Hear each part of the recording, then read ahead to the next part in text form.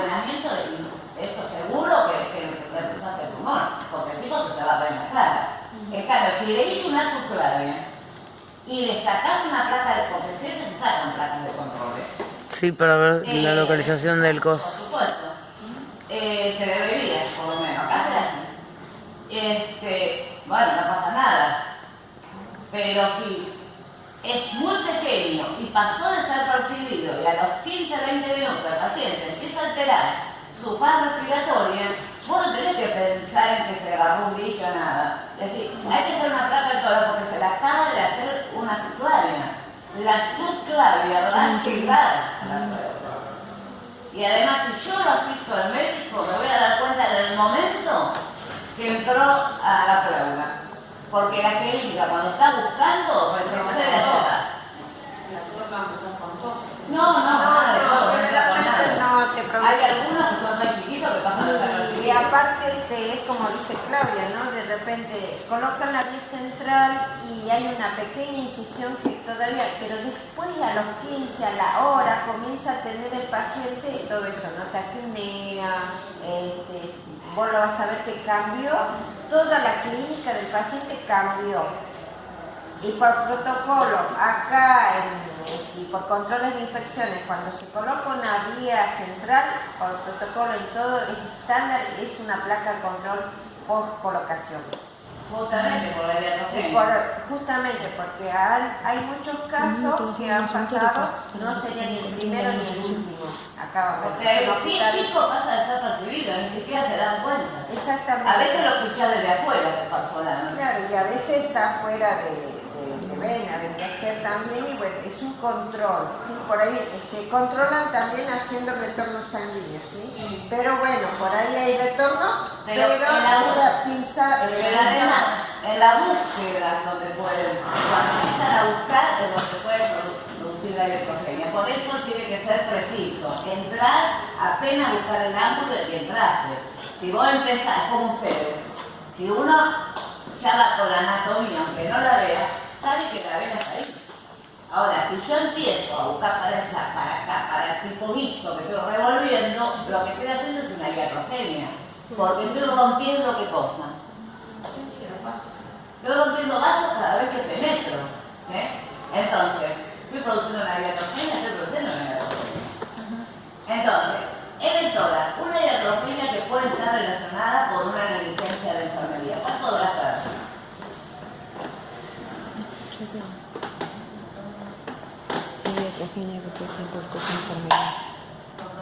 ¿Un neumotórax abierto? No tiene nada que ver, estás con el pulmón. Olvídate del estómago y de la... Vamos a empezar al principio. Estamos hablando.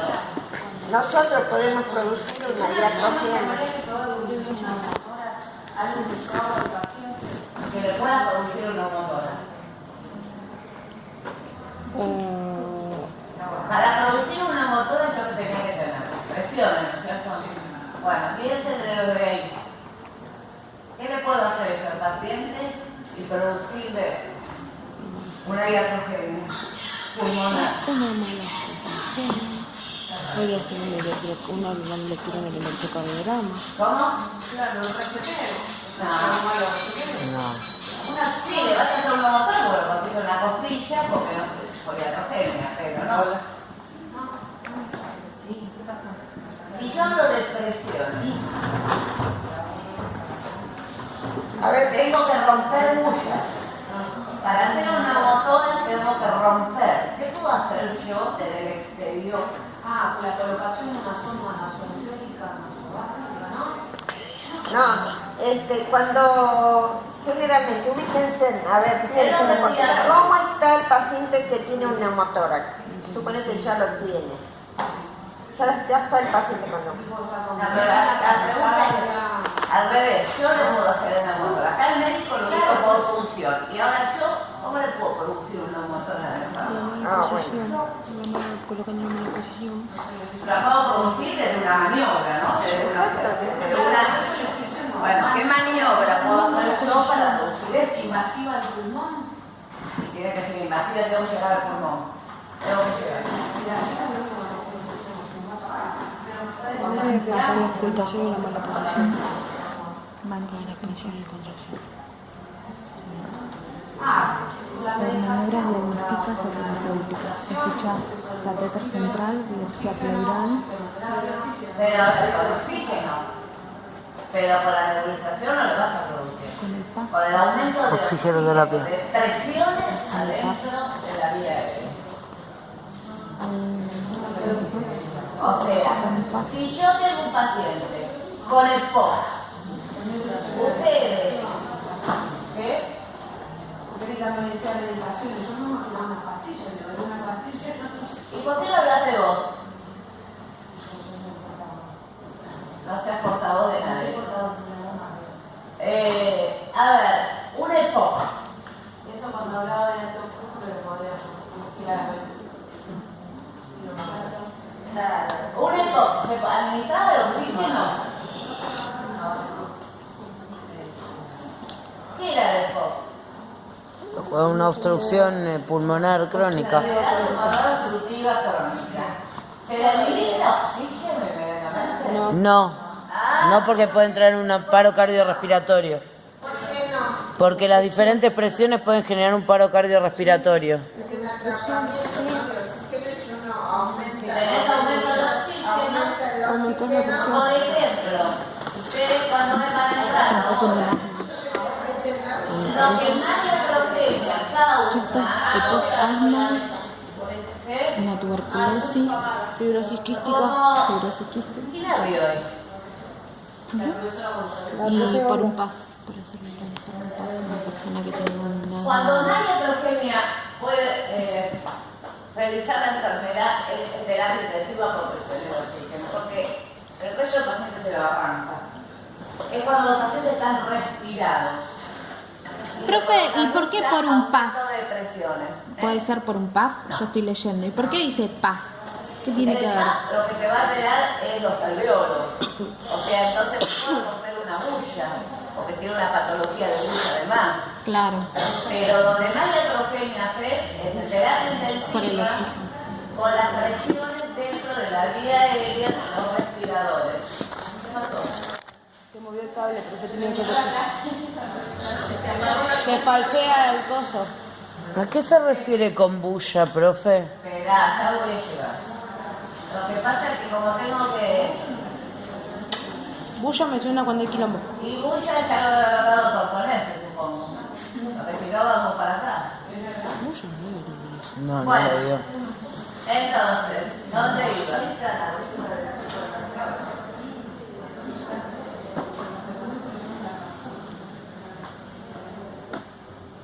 Heridas penetrantes, pulsión y heterogéneas. Bueno, y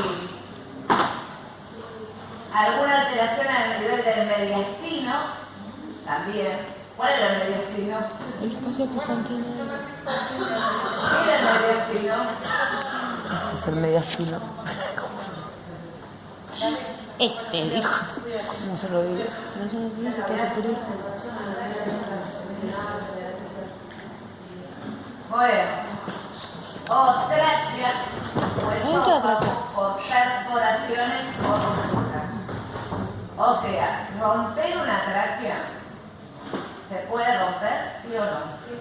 ¿Cómo?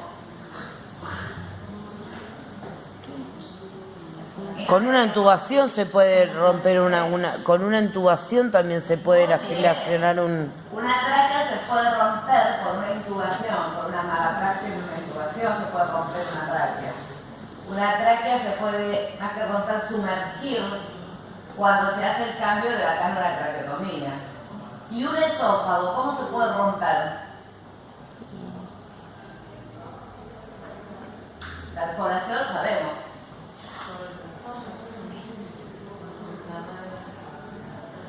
¿Qué sonda? ¿Con la Genestaken? No, ¿No? el esófago.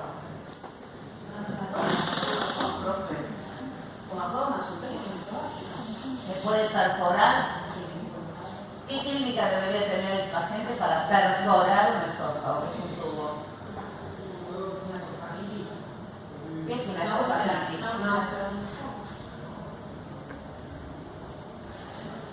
Entonces, ¿puedo perforarlo? Yo colocaría un paciente con una úlcera en el esófago o una sonda nasogástrica. No, está contraindicado.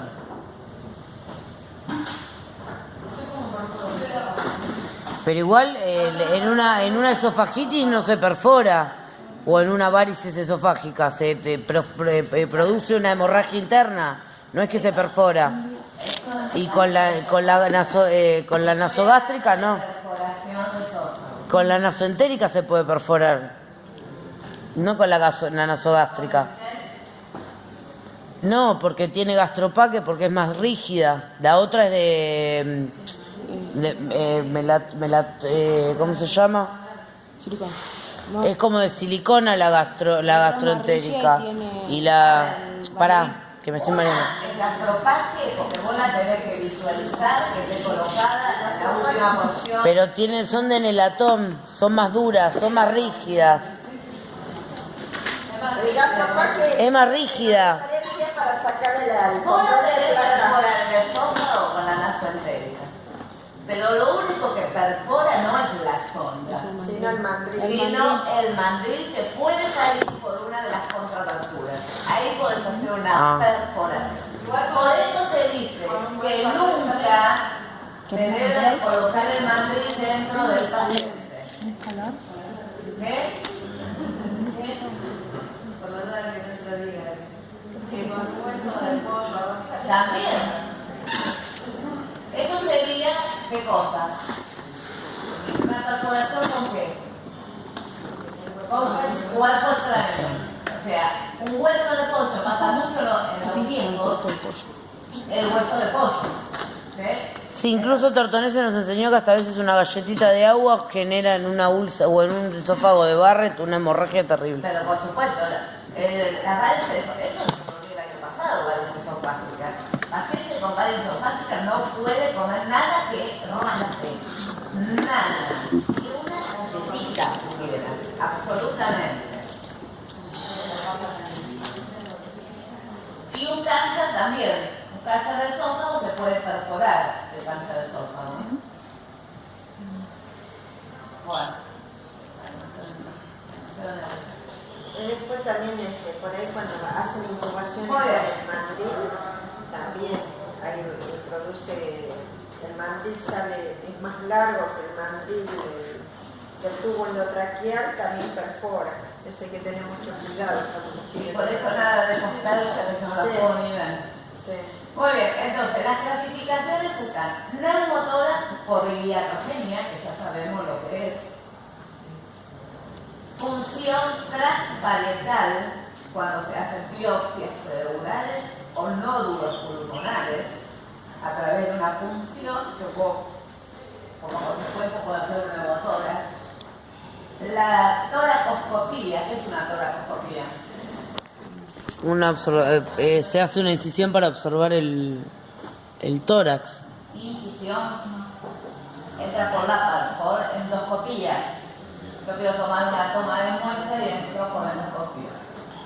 Función subclavia, que es lo que hablábamos recién, subclavia. Ventilación mecánica, que es lo que decía yo, que eso lo van a hacer en terapia intensiva por presiones de oxígeno. El paciente nunca debe competir con un respirador.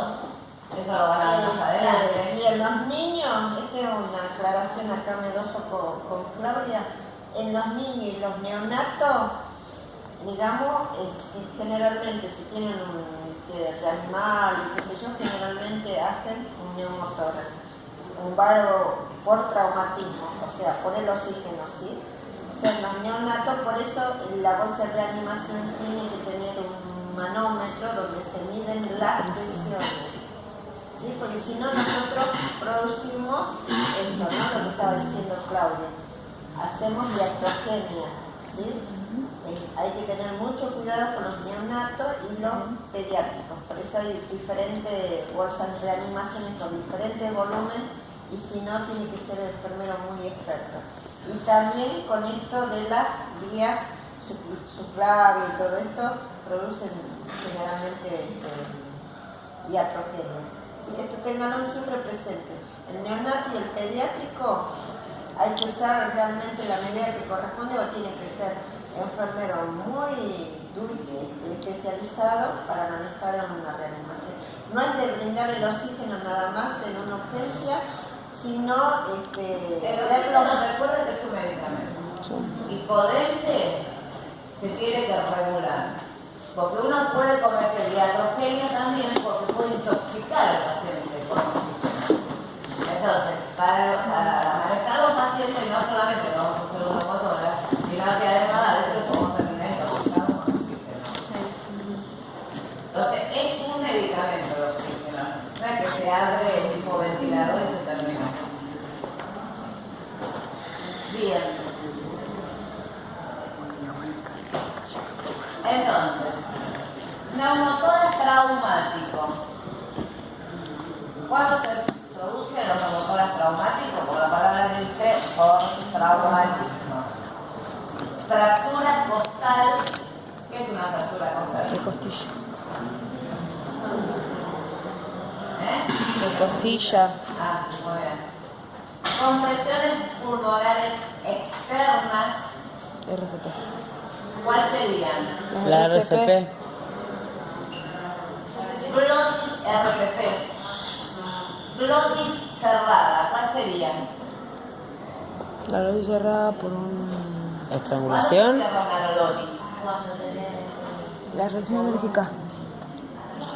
Cuando te agarra, cuando tenés una reacción alérgica, una reacción alérgica, Muy bien, entonces puede ser un edema de glotis. alérgica o una restricción de la glotis. Ruptura traqueal, que ya lo hablamos, rupturas esofágicas y herida torácica abierta. Una ruptura traqueal traumática, ¿cuál sería? Traumática. Ruptura traqueal. A medio de una mal maniobra acá adentro. ¿Cuál sería? Bien, se puede hacer una fisura o una ruptura. Esofágica.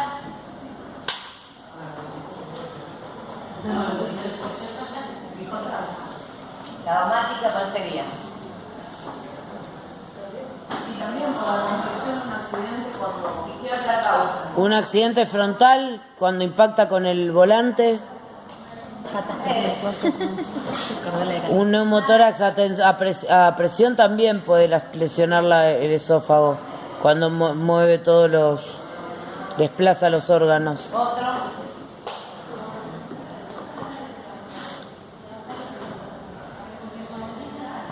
¿Cuál podrá ser? Ahora que está muy de moda.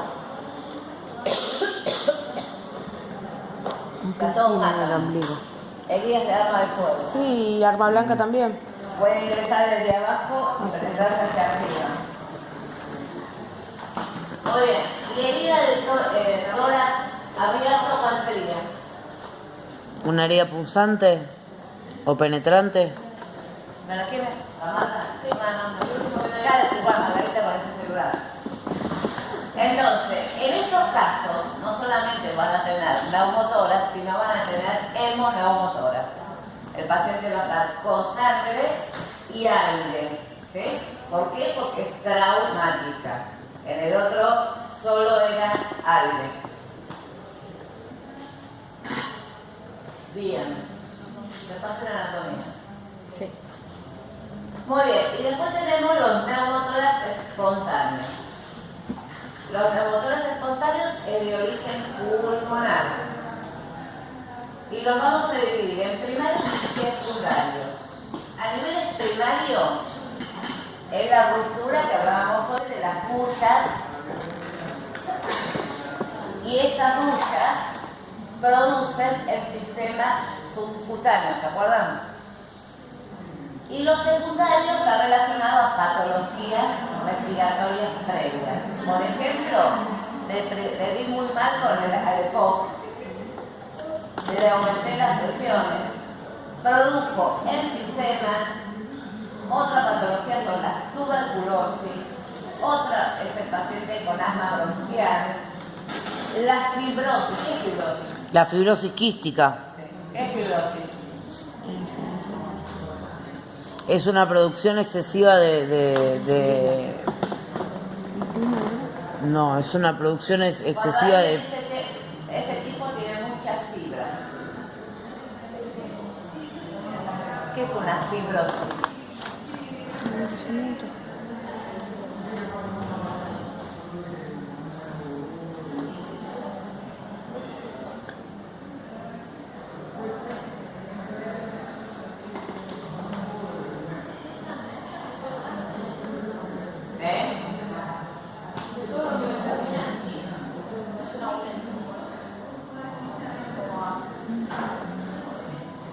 ¿Un engrosamiento de las fibras?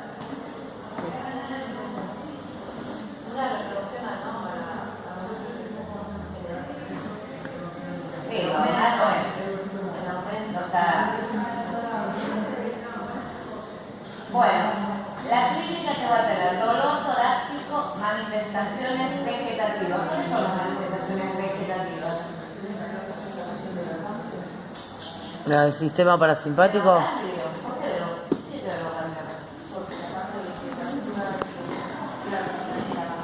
Estoy hablando de neumotoras, hemorremotores. Cuando yo digo este paciente tiene manifestaciones vegetativas, ¿cuáles son estas? Entro a la sala y digo, quita llame al médico, este paciente tiene manifestaciones vegetativas. ¿Qué es eso?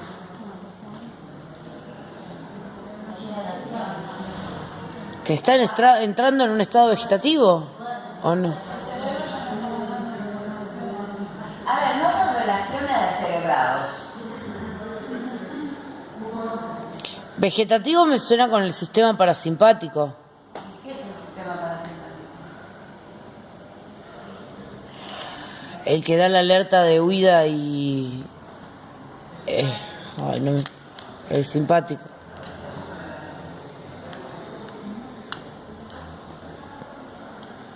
Yo entro como no sé qué manifestación vegetativa le puedo decir. El paciente se está descompensando. Entonces, cognitivamente no está reaccionando, las pilas no No, a nivel pupilas, a nivel del sistema nervioso Ahí central. nos están clavando. Y bueno, ahí son clavamientos.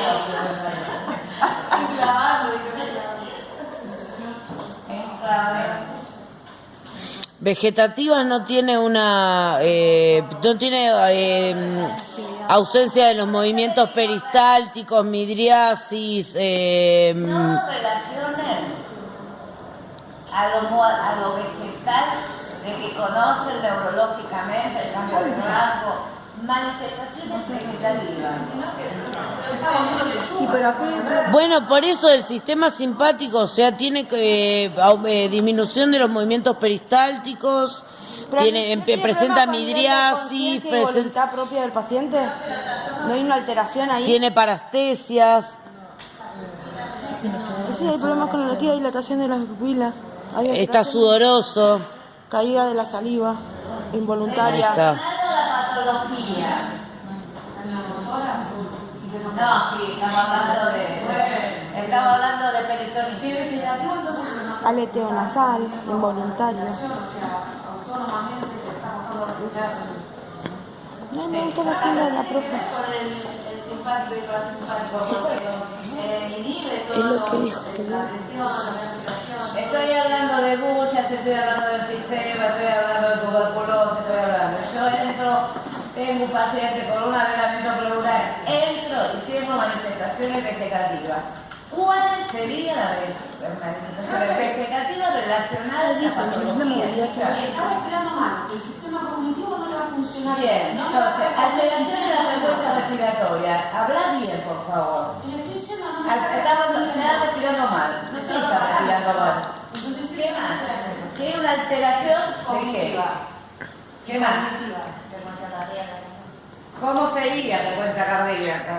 Disminuida, tiene una apnea, tiene una apnea, porque no. Frecuencia cardíaca, tiene una taquipnea. No, una... sí. Taquicardia. No, taquicardia no, bradicardia. Compensación. Porque todavía no va a entrar en paro, está usando la compensación. ¿Cuáles serían las manifestaciones? Yo de ahora además le voy a tomar manifestaciones vegetativas por cada patología. Ustedes generalizan. Calidez. Estamos en esto. Taquicardia. ¿Qué manifestaciones vegetativas vamos a presentar en el enfermo? Sudoración. Y va a tener una insuficiencia respiratoria, va a tener diaforesis, El patrón respiratorio. va a tener diaforesis, va a presentar taquicardia como compensatorio. Bien. Bien. Eso. Va a tener alteración de qué entonces? Del patrón respiratorio. Después veremos si está disneico, si está lo que fuese. ¿Qué más va a tener? Va a tener sudoración. Sudoración. ¿Va a tener sudoración? Sí. Bueno. Palidez. ¿Va a tener palidez? Bien. Y además, tiene dolor. ¿Es manifestación vegetativa? Sí, está Sí. referido a... ¿Ven por qué no piensan? ¿Se van a los blancos? ¿Se van a lo que no sé Profe, qué? pasa que lo vegetativo uno lo asocia a que no hay movimiento. A lechuga. Lo asociamos a eso. Y en cambio Pero se no asocia al vegetativo dolor. todo, por eso. Cuando yo le digo, a ver, ¿qué signos y síntomas puede presentar el paciente? Ya no están para hablar ustedes de signos y síntomas. Ya son manifestaciones vegetativas a esta altura. Porque ustedes saben que en relación a cada patología, el paciente va a presentar diferentes signos y síntomas. No podemos generalizar. Por eso están los cuidados específicos. El resto es lo general. En este paciente, ¿qué es lo que le tengo que ver? Si se altera el patrón respiratorio, ¿va a estar con qué? ¿La piel va a estar rosadita? No, va a estar pálido. No, va a estar pálido. Va a estar con dolor. El dolor que me genera. Sudoración. La Y sudoración. taquicardia. ¿Sí? Tiene una tuberculosis, vamos a suponer. ¿Qué más? O sea, lo tengo que relacionar a la clínica con las patologías del enfermo. Porque si no le va a dar lo mismo un paciente que el otro, lo van a tratar a todos por igual y se les va a morir el enfermo. Porque cada patología tiene algo prevalente, algo que va a estar fuera de la otra enfermedad. El examen, ¿qué voy a hacer? Voy a inspeccionar. ¿Qué voy a inspeccionar? Voy a presionar el brazo, voy a presionar el codo, voy a presionar el ojo. ¿Qué voy a inspeccionar? En el neumotórax hay una... Aparato pulmonar. ¿Qué voy a inspeccionar? Bueno, hay una... en la inspiración hay una simetría de los pulmones, de la elevación de los pulmones. Eso voy a respirar. Entonces, ¿qué voy a ver? La capacidad respiratoria del enfermo, la expansión. Inspección. ¿Inspección qué? Mirar, observar. Inspección. Tiene buen manejo, porque si tengo un paciente con un politrauma, con no una motora, con un tórax inestable, yo tengo que saber si ese tórax tiene la capacidad necesaria para poder ventilar. Entonces, voy a inspeccionar lo que son los movimientos de la caja torácica. Palpación. ¿Para qué voy a palpar? Porque cuando hay un derrame pleural reciente se siente como un gorgoteo cuando era la palpación. O sea, si yo digo que los cuidados del averinamiento pleural son esto y esto, yo tengo que voy a palpar para ver si no encuentro fugas en algún lado. Alguna de las contraberturas se me puede haber desplazado y le empiezo a tener crepitantes a los laterales. Entonces no voy a esperar que el señor sea un globo para darme cuenta de que algo está pasando. Tengo que detectarlo antes. Tengo que percutir. ¿Para qué percuto? Para saber si, porque cuando hay un neumotórax se escucha mate el ruido, porque no hay espacio. ¿Para qué voy a ocultar? Para el murmullo vesicular. Para Para ver ver si está presente la entrada de... Si hay perfusión... No me sale la palabra. A ver, ¿el resto no opina? ¿Por qué ocultan? ¿Cómo se van a dar cuenta que ese pulmón se está revirtiendo? O sea, que está mejorando la respiración. Porque van a hacer un saturómetro. Y si el saturómetro falló, ¿Qué pasó? ¿para qué ocultan? ¿Para ver la entrada de aire? ¿Sí o no? Para ver si es una respiración. Bien, entonces, si tienen averinamiento pleural y hoy oculto solamente, a ver, ¿cómo se divide pulmón, ¿se acuerdan? ¿Cómo?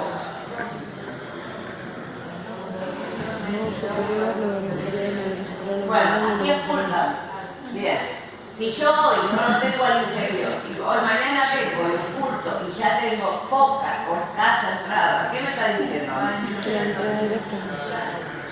No, Que se está reabsorbiendo. Si yo empiezo a sentir aire, que ayer no lo sentía, Sí, se está reabsorbiendo el derrame pleural. y después voy a mirar la placa y decir, mira vos, ayer mi dolor. claro, lo comparé con la ocultación y la imagen, Que la placa también la relación con nuevos. porque nos sirve como No prueba de solamente diagnóstico. cuando oculta. Uno va y dice, escúchame, yo escucho menos ruidos que ayer, a ver qué pasa, trae la placa. Pero porque nos sirve como método de diagnóstico. Entonces el médico va a decir, no, sí, lo que pasó es que se rompió, que pasó esto, se colapsó de nuevo en la extracción, se volvió a colapsar. Hicieron una maniobra y colapsó de nuevo. O sea, nosotros por eso tenemos que hacer una examinación. Hacer una extracción, palpación, percusión. Hacemos cosas en el pulmón. No vamos a ocultar la panza, porque en este momento la panza no nos interesa, salvo que además con este politrauma tenga un compromiso abdominal porque le hicieron una astrenectomía, por ejemplo. Entonces, después voy a trabajar con la panza. A ver, tiene ruido, no tiene ruido, pero voy a trabajar por formas diferentes.